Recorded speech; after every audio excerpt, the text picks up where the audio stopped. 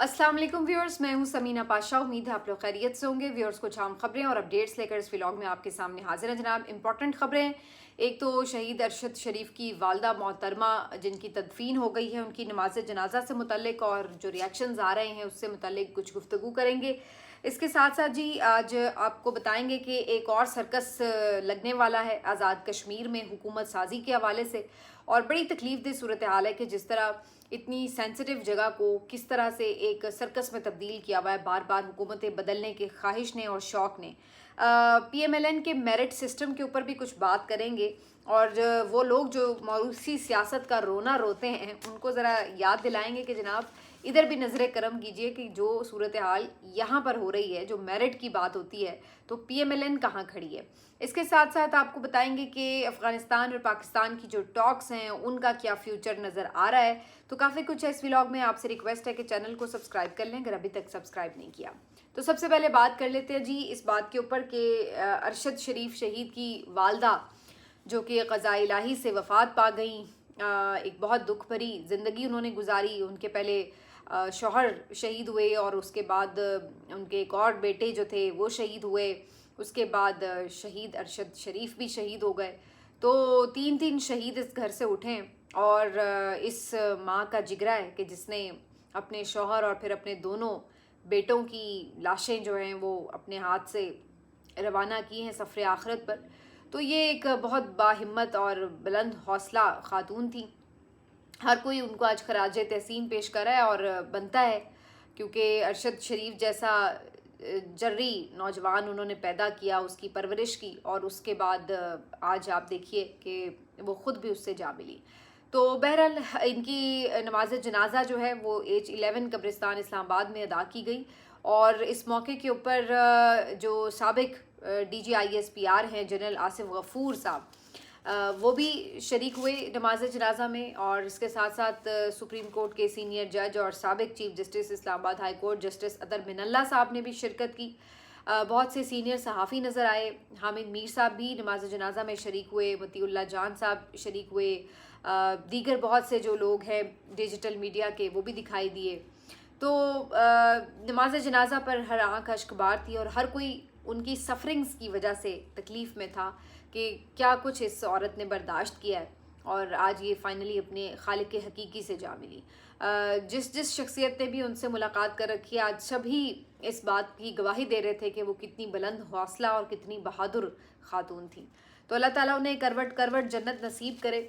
जो सुकून उन्हें यहाँ नहीं मिल सका दुनिया में, और जिस तकलीफ़ में वो यहाँ रहीं अपने बेटे की शहादत के बाद, ख़ास तौर पर इंसाफ के हुसूल के लिए, अल्लाह करे कि वो जो ठंडक है उनको अगले जहान में नसीब हो, अपने बेटे का कुर्ब भी नसीब हो, और अल्लाह के बरगज़ीदा पैगंबरों और अल्लाह के बरगज़ीदा बुज़ुर्गों के साथ वो उठाई जाएं। अल्लाह ताला उनको करवट करवट जन्नत नसीब करे। हमारी दुआएं जी जनाब मोहतरमा अरशद शरीफ की वालदा के लिए।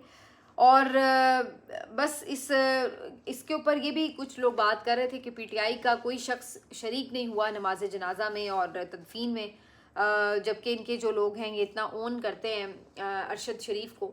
तो वैसे ये बात तो दुरुस्त है कि पार्टी की तरफ से सोशल मीडिया अकाउंट के ऊपर भी, अदरवाइज़ भी मुख्तलिफ रहनुमाओं ने अपने अपने तौर पर पर्सनली भी अरशद शरीफ की शहादत पर, उनकी वालदा की रहलत के ऊपर काफ़ी अफसोस का इजहार भी किया, ट्वीट्स भी किए। सुहेल आफरीदी साहब वज़ीर आला खैबर पख्तूनख्वा अभी 2 दिन पहले वो इनसे मिल के आए हैं, और वो बीमार थी तो उनकी खैरियत मालूम करने गए। साथ में अरशद शरीफ की बरसी भी थी तो इसलिए भी वहाँ पे गए।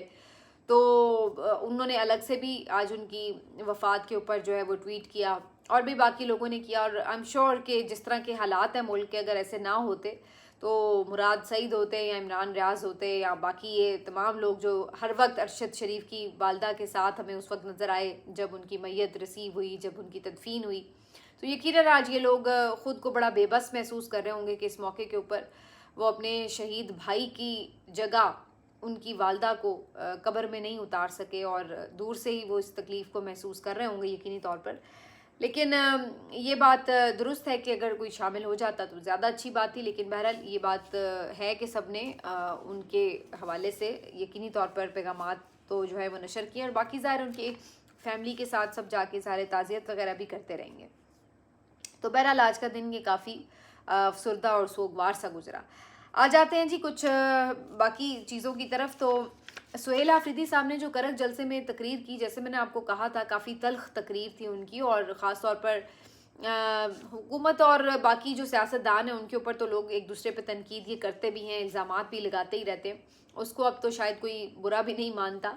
लेकिन जो जहाँ पे बात इस्टेब्लिशमेंट की आती है, अफवाज पाकिस्तान और मुंसलिक शख्सियात की आती है, तो वहाँ पर जो है वो काफ़ी मामला थोड़ा सेंसिटिव हो जाता है। तो ऐसी ही सूरत हाल हुई कि पहले भी वो ये बात बार बार कर रहे थे कि जी यहाँ पे आके प्रेस कॉन्फ्रेंस की गई, और आज तो उन्होंने बाकायदा फिर DGI SPR साहब का तज़किरा भी कर दिया।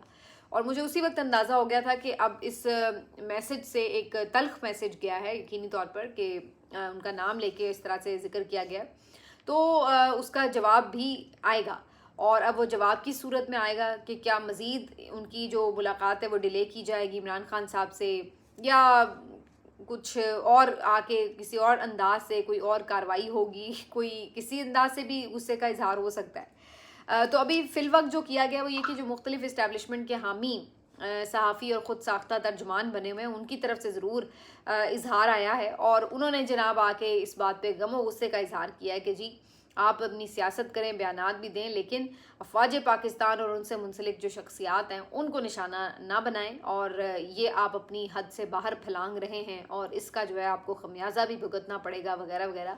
तो आज मुख्तलिफ अकाउंट्स, ख़ास तौर पे हसन अयूब और एक दो और जो अकाउंट्स हैं जो ख़ास तौर पे ज़रा इसके इस्टेब्लिशमेंट के करीब समझे जाते हैं, उनकी तरफ से इस किस्म के रिस्पांस इस पे आ रहे थे।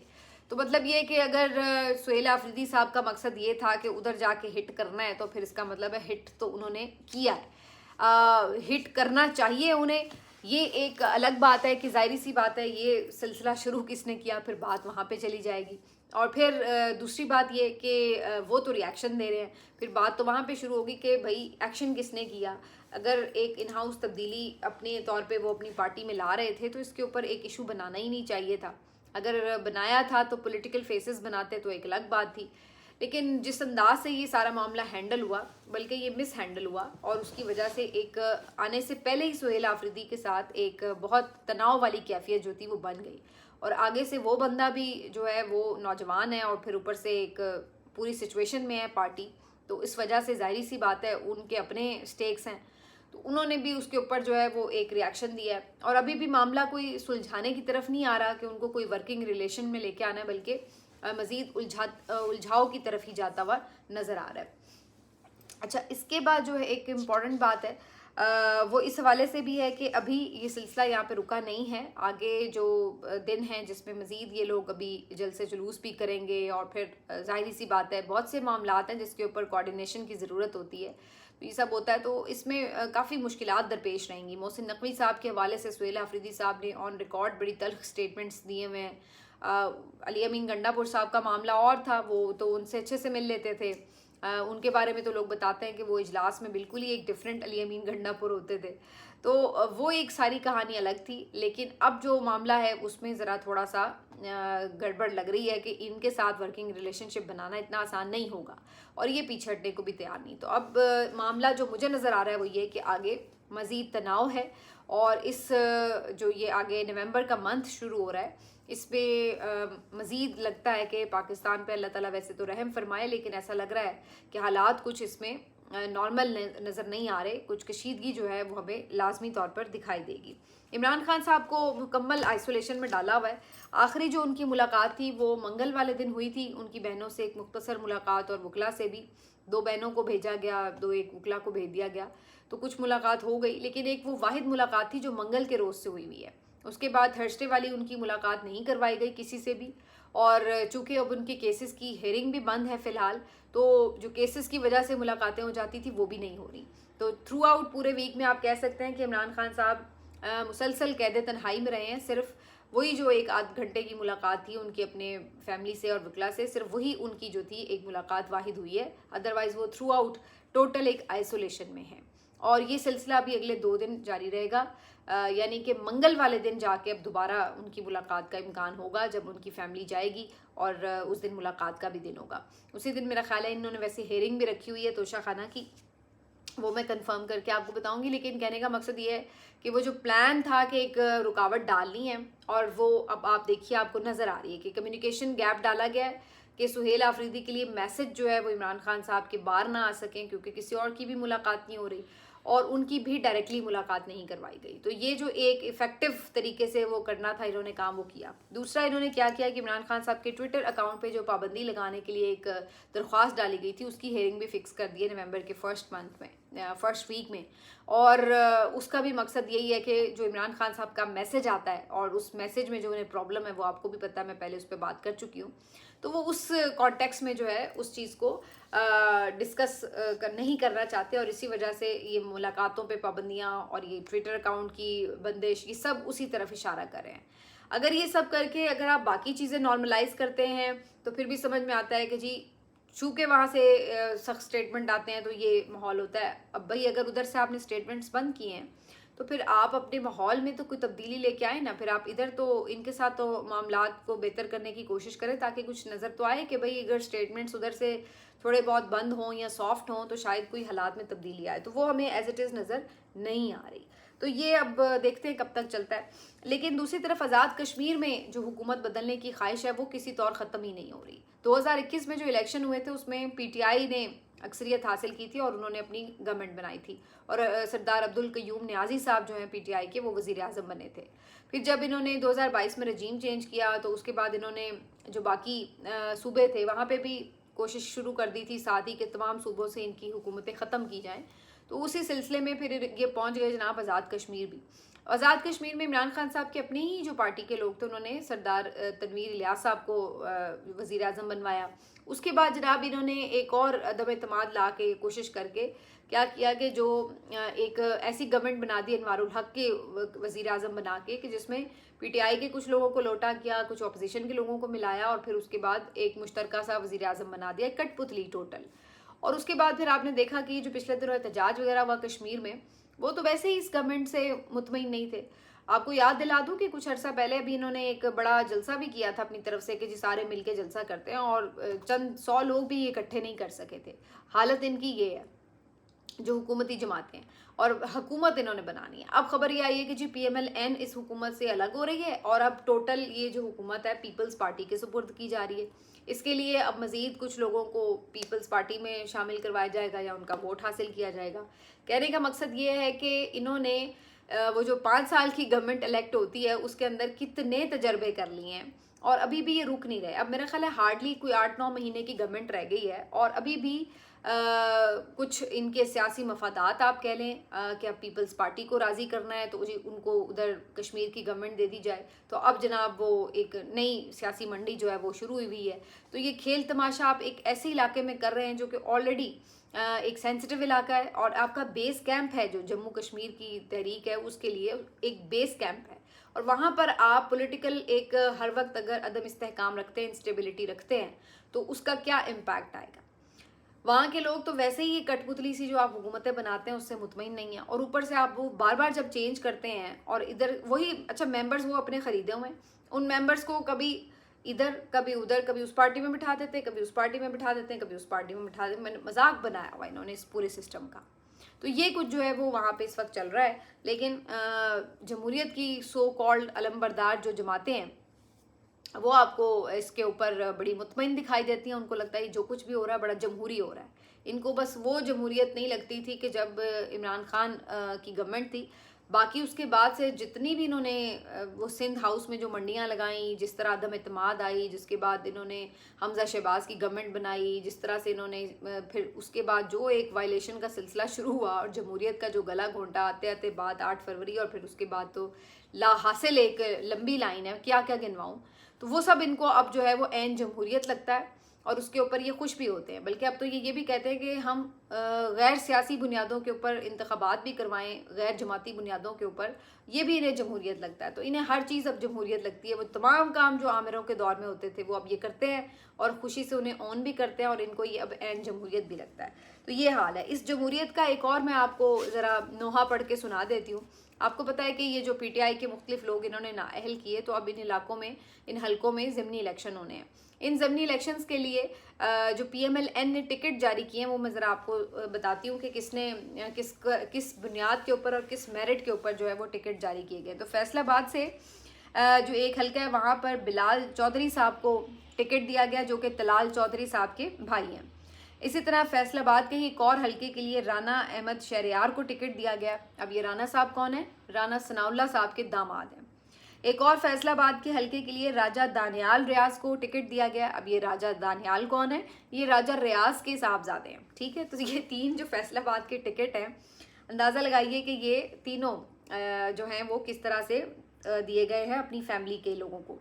फिर वजीराबाद से बिलाल तारड़ साहब को टिकट दिया गया। ये कौन है जी? ये अता तारड़ के भाई हैं। फिर साहिवाल से चौधरी तुफैल जट को टिकट दिया गया, जो कि उनके हनीफ जट साहब के भाई हैं। फिर सरगोदा में सुल्तान अली रांझा साहब को टिकट दिया गया, जो कि साबिक वज़ीर मनाज़र रांझा के बेटे हैं। हरीपुर में जाएंगे आप तो वहाँ पे वज़ीर अख्तर नवाज़ खान के बेटे बाबर नवाज़ खान को टिकट दिया गया है। तो ये आपको आइडियल इस वक्त डेमोक्रेसी नज़र आ रही है जमातों के अंदर भी, कि जहाँ पर मेरिट का सिस्टम सिर्फ ये है कि किसका कौन भाई है, किसका कौन बेटा है, किसका कौन दामाद है। बस आपस जो भी वहाँ पे उनके पीएमएलएन के ऑलरेडी मेंबर्स हैं, उन्हीं के आगे से बहन भाइयों को, बेटों को, दामादों को टिकट दे दिए गए हैं, और आम कारकुन या कोई और वहाँ का हल्के का जो कोई भी नुमाइंदा हो सकता था उसको इससे महरूम रखा गया है। अब पता तो उनको है कि टिकट इनको किसी को भी दें, इन्होंने कौन सा अपने असली वोटों से जीतना है, तो इनको पता है फॉर्म 47 ही बनवाना है। तो अब तो आसानी है कि ये भी नहीं देखना पड़ेगा कि भाई ये बंदा जीत सकता है या नहीं जीत सकता, क्योंकि जब फॉर्म 47 ही बनवाने हैं तो किसी को भी नाम लिख के दे दो और फॉर्म 47 बनवा लो, तो वो तो अब कोई इशू ही नहीं रहा कि ये बंदा जीतने के काबिल है या नहीं है। लेकिन मैं बताना सिर्फ ये चाह रही हूँ कि वो लोग जो बहुत शोर मचाते हैं कि जी जमहूरियत नहीं है, जमातों के अंदर जमहूरियत नहीं है, और अभी कुछ दिन पहले तक हम देख रहे थे कि पीटीआई के ऊपर अलीमा खान साहिबा, जो कि कोई ओहदा भी नहीं रखती, उनके ऊपर संगीन इल्ज़ामात लगाए जा रहे थे कि जी वो सियासी असर रसूख रखती हैं, सियासी फैसलों में हिस्सा लेती हैं वगैरह वगैरह। इधर आप सूरत हाल देखिए कि शरीफ फैमिली की हद तक तो सबको पता ही है, या जरदारी फैमिली की हद तक तो सबको पता ही है कि जी इन्होंने तो होना ही है सियासत में, इनके तो सारे बच्चे बेटे बेटियां सब होंगे, आगे से उनकी भी औलादें होंगी ही, वो तो सारे एक्सेप्ट करके बैठे ही हुए हैं, उसके ऊपर तो कोई उंगली भी नहीं उठाता माशाल्लाह। यानी आगे जो इनकी पार्टी के लोग हैं उनमें भी वही मेरिट है, उससे भी आगे वो ये नहीं कर सकते कि जी किसी भी आम कारकुन या बंदे को जो है वो टिकट दे दिया जाए। उससे आगे भी जो हल्का वार इन्होंने टिकट बांटने हैं उसमें भी यही वाहिद मेरिट है। अभी चंद दिन पहले मरीम नवाज साहिबा फरमा रही थी कि मैं तो एक चुटकी में बता सकती हूँ कि कौन मेरिट पे है या नहीं है, तो फिर आप बिल्कुल ठीक बता सकती हैं भाई। अगर मेरिट आपका सिर्फ यही है कि कौन किसका भाई है, कौन किसका बेटा है, तो ये तो वाकई एक चुटकी में आप टिकट दे सकते हैं इस मेरिट के ऊपर, तो कि भाई ये हल्का है तो इसमें इसके बेटे या भाई को जो टिकट दे दो, तो इसमें तो चुटकी बजाते आप दे सकते हैं। तो ये सूरत हाल है। अभी उस दिन मैं सुन रही थी, अकरार मेरे साथ प्रोग्राम में भी थे मंसूर अली खान साहब के, तो उसमें इकरार यही बातें कर रहे थे, तो मैं यही सोच रही थी कि भाई यहाँ तो सबसे ज़्यादा बेसिक जो आपको जमहूरियत जहाँ पे नज़र आनी चाहिए, पीटीआई में तो हमें फिर भी नज़र आते हैं कि बहुत से लोग जो हैं वो अपने तौर पर आए हैं, आईएसएफ के लड़के हैं जो ऊपर उठ के आए हैं, लीडर्स बने हैं, वज़ीर बने हैं, लेकिन यहाँ तो आप देखिए कि ये टिकट तक नहीं बेचारे हासिल कर सकते पीएमएलएन के कारकुन, तो और इन्होंने क्या करना है। तो ये वाली जो सूरत हाल है ये नज़र आती है आपको, इनकी जमहूरियत, ये आपको नज़र आता है इनका मेरिट। अब आ जाते हैं जी कि टॉक्स के ऊपर क्या हो रहा है। अफ़गानिस्तान के साथ पाकिस्तान के जो मुज़ाकरात थे उनका दूसरा दौर होना था, और ये जो दूसरा दौर है ये कोई बहुत ज़्यादा हौसला अफजा नज़र नहीं आ रहा। उस वक्त एक आर्जी जंगबंदी ज़रूर हो गई थी, लेकिन ये बात तय हुई थी कि आगे जो बातचीत होगी उसमें सिलसिले को आगे बढ़ाया जाएगा। लेकिन उससे पहले ही जो माहौल भी बन रहा है और जो स्टेटमेंट्स भी आ रहे हैं उसमें कहीं पे भी ऐसा नहीं लग रहा कि ये कोई बहुत पॉजिटिव डेवलपमेंट्स हो रही हैं। ख्वाजा आसिफ साहब ने तो अभी मुज़ाकरात से पहले ही कह दिया था कि जनाब अगर मुज़ाकरात में कोई कामयाबी नहीं हुई तो फिर अफ़गानिस्तान के साथ खुली जंग है। मतलब अगर आप इस माइंडसेट के साथ जा रहे हैं मुज़ाकरात करने, तो फिर क्या समझा जाए कि आपकी क्या नीयत है कि मुज़ाकरात कामयाब हो। दूसरी तरफ अफ़गानिस्तान की तरफ से भी कोई लचक नहीं दिखाई जा रही, वो भी बिल्कुल इस वक्त इंडिया के क्लोज हुए में हैं, और उनकी तरफ से भी पूरी कोशिश है कि जो इंडिया ने उनको अब एक गठजोड़ बनाकर इस तरफ तैयार किया हुआ है कि जी इनको इस्तेमाल करना है इनके खिलाफ, तो बज़ाहिर वो भी इसी महाज पर नज़र आ रहे हैं। और वो भी कोई इस तरह पाकिस्तान के साथ बिल्कुल चीज़ों को बड़ी तेज़ी से कुछ नॉर्मल करने की ख्वाहिश रखते नज़र नहीं आ रहे। तो इस सारी सूरत हाल में जो मुझे नज़र आ रहा है वो ये कि फ़िलहाल तो अफ़गानिस्तान का जो बॉर्डर है अभी ठीक है कि खामोश है, लेकिन ये इतनी जल्दी अगर कोई ये समझे कि सब चीज़ें नॉर्मल हो गई हैं या एक कंप्लीट सीज़ फायर हो गया, ये मुझे नज़र नहीं आ रहा। मेरे अंदाजे के मुताबिक ये किसी भी वक्त जो है चिंगारी दोबारा भड़क सकती है। अल्लाह ताला हमारा हामी और नासिर हो। मिलते हैं आपसे अगले वीलॉग में। अपना ख्याल रखिए। अल्लाह हाफ़िज़।